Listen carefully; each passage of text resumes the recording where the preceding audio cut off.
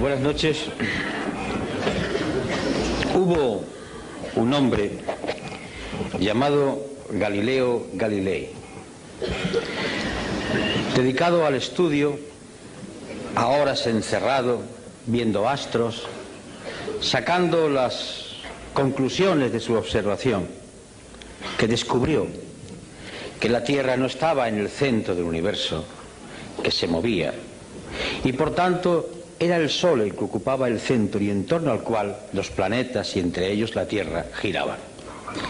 Aquel descubrimiento se enfrentó a la verdad institucionalizada. El Vaticano, la Iglesia, las creencias populares del momento y la insistencia en el mantenimiento de lo que él había descubierto le costó ir a juicio.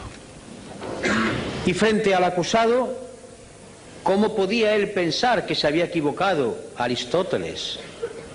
¿Cómo podía pensar él que las Sagradas Escrituras mentían? ¿Cómo podía atreverse él, un ingenuo sabio, a pensar que había descubierto algo que fuese en contra de lo que el magisterio de la Santa Madre Iglesia viene diciendo hacia siglos? Y sobre todo, ¿es que acaso el pueblo no aclamaba contra aquel que se atrevía a poner en duda la centralidad del planeta Tierra? Las presiones son tremendas. Tiene casi que abjurar.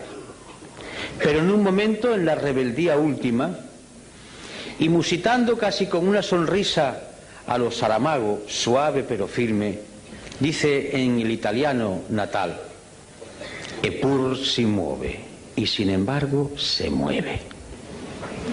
Porque los cálculos matemáticos, porque las observaciones, porque el ejercicio de la razón, porque lo que sus ojos estaban viendo noche tras noche, le estaban demostrando que era la Tierra la que se movía. Pues bien, estamos hoy en la España de 1999, en la Europa de 1999 y en el mundo, en un momento en el que en otras ocasiones de la historia las sociedades han tenido que escoger un camino u otro, o seguir en la resignación o plantar cara, la rebeldía que acaba de decir Manolo Cañada. La resignación es un producto que, como cualquier droga, duerme a la gente, duerme su conciencia. La resignación es como la morfina, la cocaína o la heroína. La resignación es producto de muchas causas. Yo voy a enumerar unas cuantas. La resignación es hija de ese discurso totalizador, cual si fuese una nueva religión. No hay más verdad que la competitividad. No hay más santos ni más poderes que los mercados.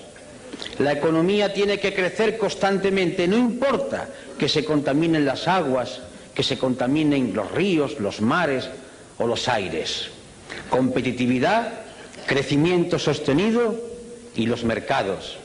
Eso es lo único que importa. Su poder no puede ser contestado. Y además nos demuestra la existencia de las propias sociedades que esto es lo que produce bienestar.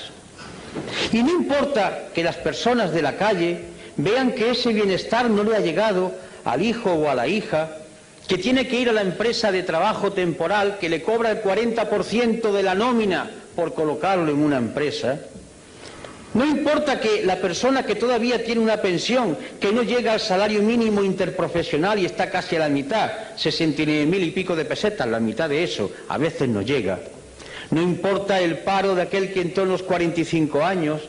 No importa que la mujer, madre y esposa, pero que además tiene que trabajar, no cobra lo mismo igual que el hombre haciendo la misma tarea, violando artículos enteros de la Carta Fundacional de las Naciones Unidas y la Declaración Universal de Derechos Humanos y texto de la Constitución Española. No importa, porque le están diciendo que no hay más bien que la competitividad, lo bien que vivimos, lo bien que vamos, los datos, las cifras. No importa que la gente vea o quiera ver en su entorno y a su alrededor hechos que están contradiciendo ese mensaje, porque para que no se vea o porque para sea menos hiriente hay sucedáneos. Ahí tenéis la televisión, fútbol, mucho fútbol, más fútbol que en épocas anteriores de la historia de España. Ahí tenéis concursos degradantes que no alimentan la razón, el estudio, el análisis. Ahí tenéis la vida de los personajes populares que se diseccionan y se abren para que atisbemos como si fuéramos aves carroñeras y, olvidando el entorno que tenemos, entremos en lo que ocurre en sus alcobas. Ahí está toda una literatura de evasión para que la gente no vea y por tanto confunda su existencia real con la existencia que le ponen en las pantallas o en los informativos, para que ocurra como aquello que tantas veces digo de la viejecita que a finales del siglo XIX estaba vendiendo cerillas a la puerta del Palacio de la Ópera de Madrid en un mes de enero a las 2 de la madrugada, aterida de frío y envuelta en una toquilla vendiendo cerillas para poder subsistir. Y cuando entraban hombres y mujeres envueltos en armiños, en capas, con lujo y con joyas, decía: qué bien vivimos en Madrid. Un caso de alienación, un caso de suplantación, un caso de drogadicción. La imagen, lo bien que vivimos, las historias de alcoba, las revistas del corazón, las frivolidades que hacen olvidar lo que ocurre diariamente, o si se ve, se eleva a otra categoría, como si no fuese lo real. Resignación, además, porque el discurso oficial, que baja desde muchos sitios, baja desde los poderes públicos, baja desde las sentencias de los tribunales, desde las cátedras, desde las clases de EGB, donde el maestro escuela va inyectando ya unas determinadas ideas, baja desde la televisión y de los medios de comunicación el discurso de que no hay otra salida, esto es lo único posible. Y si no, fijaros, estamos mal, pero peor estaban en el muro de Berlín. Y cuando ya se acude a hablar del muro de Berlín es porque no se tienen razones y hay que decir: mira qué mal fueron aquellos, porque es la única justificación. Resignación, porque los pueblos, cuando tienen problemas, no son rebeldes. El que tiene que comer todos los días no puede permitirse el lujo de perder por un acto de rebeldía el puesto de trabajo. La rebeldía siempre ha surgido de aquellos que comían todos los días. De aquí la gran culpabilidad de muchos intelectuales españoles que, comiendo todos los días bien del pesebre o bien de su trabajo, no han sido capaces de decir basta a esta situación de degradación. De ahí una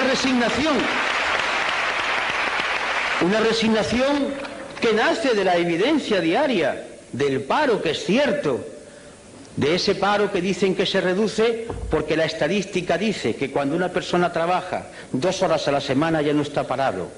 Una disminución estadística de los empleos a tiempo parcial, de las horas extraordinarias que se imponen pero que no se cobran, de la angustia si mañana poder trabajar. Eso es resignación. Resignación que cae sobre un pueblo que se da cuenta, además, o no se da cuenta porque no le gusta o no quiere verlo o no dejan verlo, que estamos yendo hacia atrás, que estamos llegando a cotas propias del siglo XIX, que aquella seguridad social para todos, que el tema del subsidio de desempleo va bajando continuamente en contra de la Declaración Universal de los Derechos Humanos o de la propia Constitución.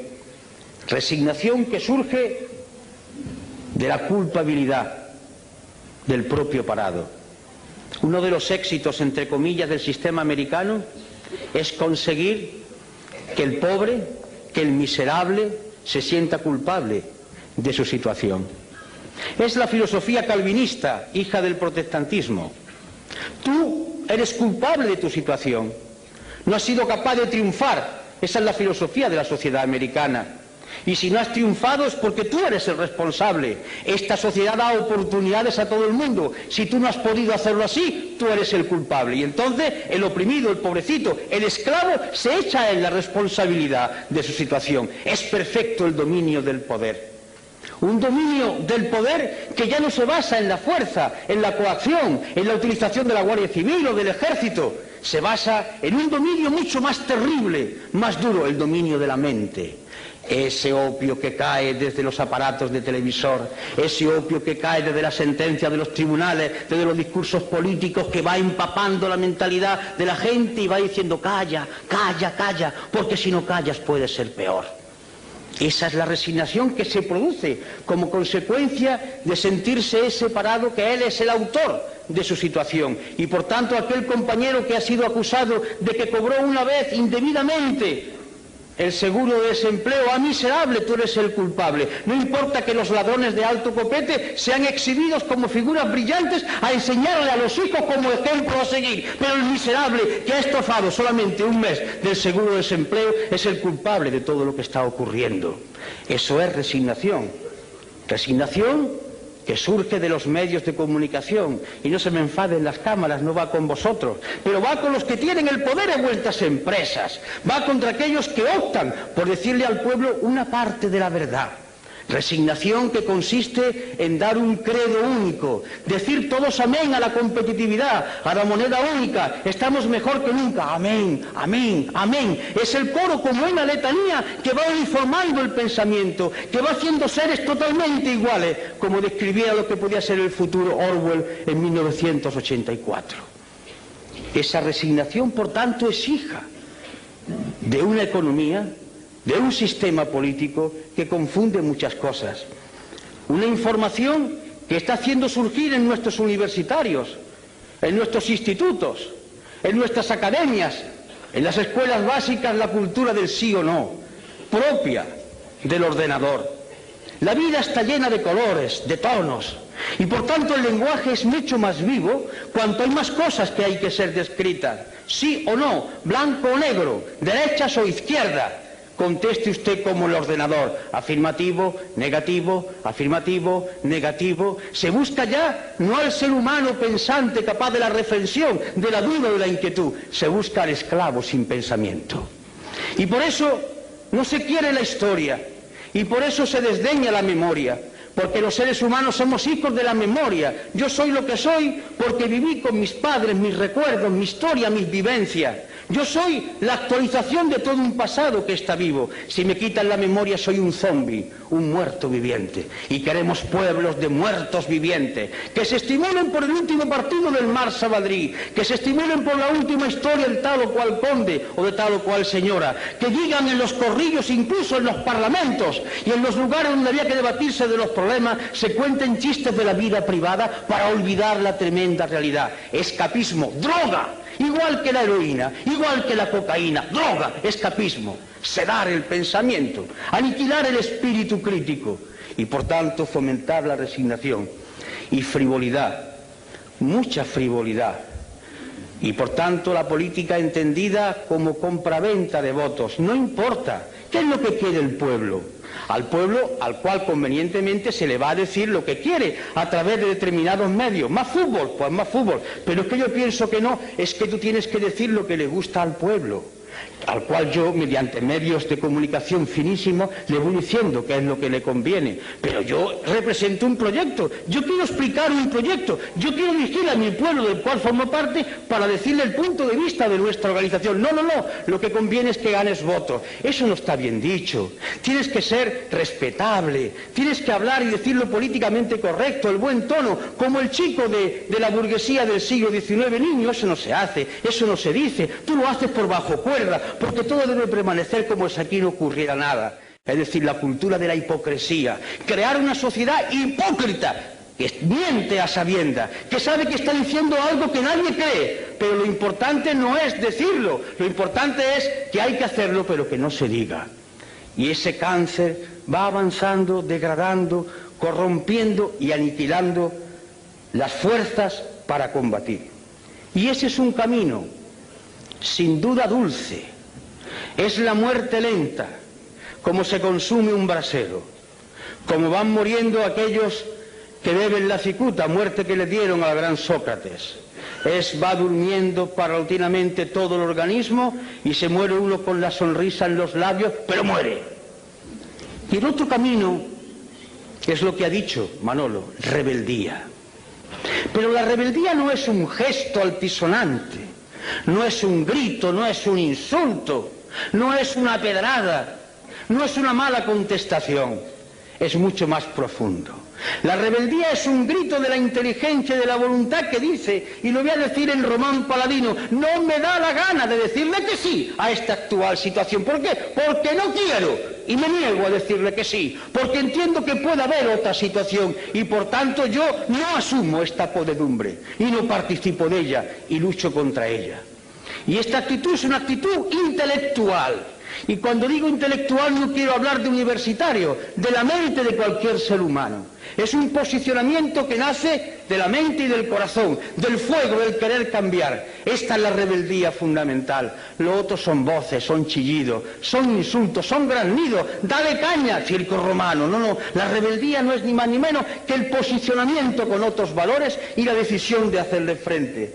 Rebeldía para decir que no aceptamos que la competitividad y el mercado sean los que rijan los destinos de las sociedades, que entendemos que hay una Declaración Universal de Derechos Humanos que tiene que cumplirse y que eso significa sociedad de pleno empleo, donde el hombre y la mujer sean exactamente iguales, donde no haya marginados y que costará mucho tiempo y mucho sacrificio, pero es hermoso luchar, incluso morir por eso, porque morir tenemos que morir, muramos por lo menos luchando por un ideal noble y no consumiéndonos como un brasero.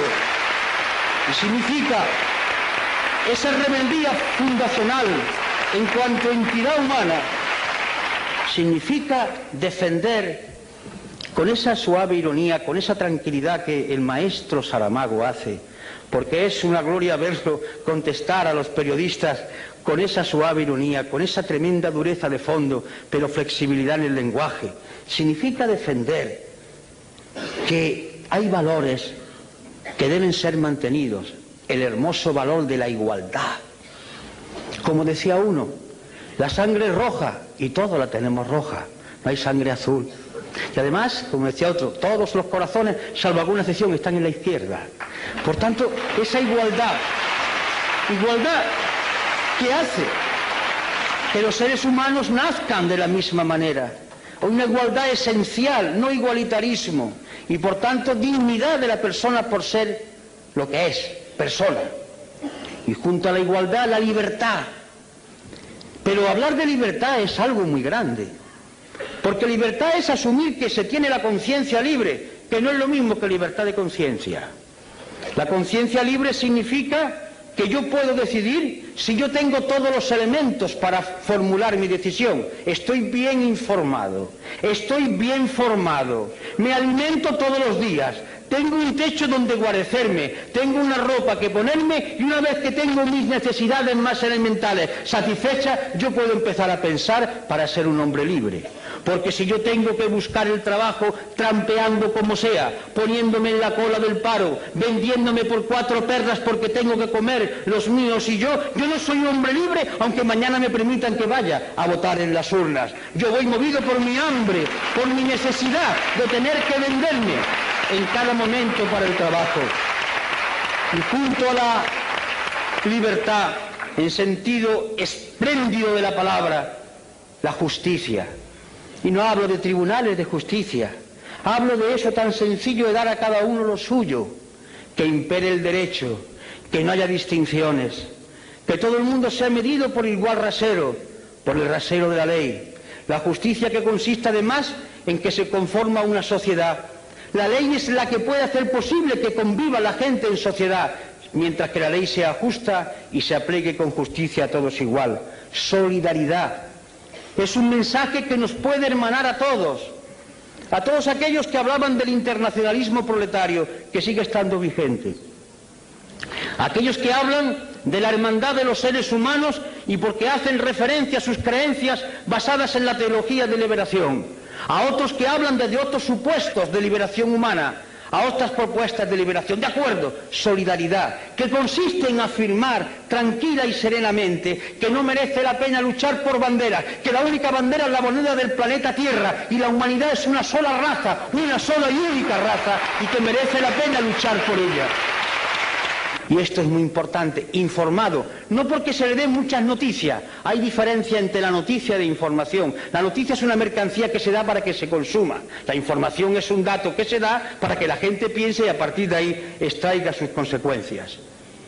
Y desde la izquierda, hablar de austeridad. A mí particularmente me gusta esta palabra. La austeridad, hablar de austeridad fue la palabra que vertebró un discurso de Enrico Berlinguer. aquel secretario general del Partido Comunista Italiano que murió en la tribuna, hablando precisamente de austeridad. La austeridad en el sentido romano, mediterráneo. Austeridad no es miseria. Austeridad significa vivir dignamente, normalmente, no malgastar los recursos naturales, poseer uno cosas, sino que las cosas lo posean a uno, no ir constantemente atentando con la naturaleza en un consumismo feroz. Austeridad significa tiempo libre para discutir y dialogar con los demás, para jugar, para hacer posible el amor entre seres que se conocen, para convivir en la calle, en la plaza, en el ágora griega. Austeridad que significa que la mejor manera de vivir es tener relaciones con otro en el plano de igualdad, sintiéndose hombres y mujeres libres en una sociedad democrática. Austeridad que hace que nos miran a todos como seres humanos y no por nuestra capacidad de consumo. Yo me niego como ser humano que digan que soy un español que consume tanta salchicha o tantos coches al año. Eso no es la austeridad, eso es medir al ser humano por otro talante. Austeridad, que significa con otra palabra sobriedad, hablar de cosas concretas, hablar de cosas que son importantes, incluso cuando se utiliza el lenguaje para crear belleza, para hacer pensar, como nuestro premio Nobel, se utiliza el lenguaje desde la sobriedad, porque las palabras, cayendo en cascada, uniéndose, recreándose constantemente, hacen pensar, hacen concebir nuevas ideas, humanizan. Esa es la austeridad y esa es la sobriedad. Y a partir de ahí es cuando comienza el discurso y la propuesta, la sociedad de pleno empleo, el desarrollo sostenible, el reparto del trabajo, es decir, el discurso rojo, verde, violeta, el discurso de la paz. Paz. Y la paz no es la ausencia de guerra. La paz, por ejemplo, es que el día 9 estemos llenando Rota, porque quieren transformar la base militar en una superbase, violando el punto tercero de lo que acordó el pueblo español en el referéndum en 1986. La paz significa que mañana 1.200 hombres y aviones españoles que cuestan un dinero no puedan entrar en la antigua Yugoslavia, porque no han sido consultados las Cortes Generales y porque se ha violado nuevamente el artículo 62 de la Constitución.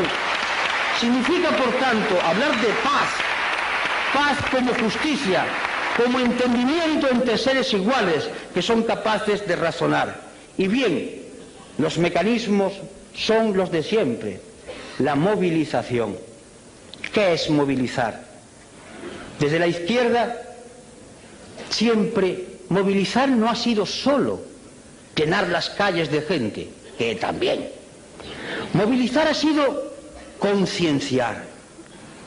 Nosotros existimos, los que queremos pensar por nuestra cuenta, para perturbar a los demás. Si hay aquí algún creyente, me dirijo a él o a ella, para recordarle la frase que hoy explicaba yo en la universidad cuando una persona, un compañero que era representante, parece, de la teología de la liberación, me preguntaba, y le recordaba yo un pasaje del Evangelio de mi época pasada, soy conocedor. Decía, mirad, una de las cosas que figura en el Evangelio es cuando le preguntan a Jesús de Galilea, ¿tú qué has venido aquí a traer la paz? Dice, yo no, he venido a traer la guerra. ¿Y qué quería decir? He venido a concienciar, a perturbar. Nosotros no queremos gente tranquila, drogada, queremos gente que inquieta. Venimos a perturbar, a agitar cerebro, a mover conciencia. Existimos en la medida que movilicemos el pensamiento. Como decía en aquella iglesia que en el barrio Naranjo de Córdoba, levántate y piensa, es lo más revolucionario que he visto en mi vida, porque la rebeldía empieza aquí, en la cabeza que dice, no sirvo, no me da la gana, no quiero asumir estos valores. Movilización que significa, por tanto, ese esfuerzo por pensar y por hacer pensar. Los grandes revolucionarios de la historia, la característica fundamental fue que hicieron pensar. La revolución la hicieron las gentes, las masas, los colectivos, pero el valor de ellos es el pensamiento que pusieron en marcha, es el concepto de la movilización en torno a lo concreto y con las alianzas de todo el pueblo. Por eso hacemos llamamientos, queremos unidad, pero no para repartirse sillones, para hacer programas de transformación. ¿Qué hacemos en el pueblo? ¿Qué hacemos en la comunidad autónoma? ¿Qué hacemos en España? ¿Qué hacemos en Europa? Alianzas. Alianzas entre gentes que coinciden básicamente, parece ser, por lo menos teóricamente, en que quiere cambiar el mundo. Pongámonos de acuerdo que podemos cambiar ahora, pero cambiar un sillón por otro, eso ya no es correcto, eso lo hacen los otros, desde tiempo inmemorial. Y por último, la cultura. La palabra cultura viene de cultivo, cultivarse, hacerse ser humano cada día más. La cultura no es saber muchas cosas, la cultura es captar todo aquello que la humanidad ha ido produciendo y que nos mueve desde el arte al estremecimiento por degustar la belleza, a entender cómo la humanidad ha ido superando determinados problemas. Un hombre culto no es un hombre que esté rodeado de libros, que también puede ser. Un hombre culto es un hombre que mira al mundo con mirada independiente y libre. Un hombre culto puede ser un campesino de nuestras tierras. Cuando revina, palabra que utilizan en mi tierra, está pensando, pero sabe calcular las cosas, piensa como quiere, es un hombre que tiene un tipo de cultura. Y ese hombre que a lo mejor no sabe leer, le puede dar la mano a otro culto de la universidad, que sabe más cosas, pero está en la onda de la cultura, porque ambos confluyen desde su sentido de hombres libres con capacidad para pensar. Y en fin, en el acto de hoy, donde ahora va a tomar la palabra el maestro Saramago, y dicho con todo cariño, en el sentido de ejercicio de sencillez y de hondura, la voz de Izquierda Unida esta noche no ha hablado de programas, ni Manolo ni yo. Hemos hablado, y os lo confieso, de lo que nos mueve a nosotros, a él, a mí, a José y a los demás compañeros y compañeras. No sé lo que ocurrirá en los próximos meses o en los próximos años, pero la decisión de mantener este discurso es firme por nuestra parte. La vamos a seguir manteniendo, no lo pensamos cambiar.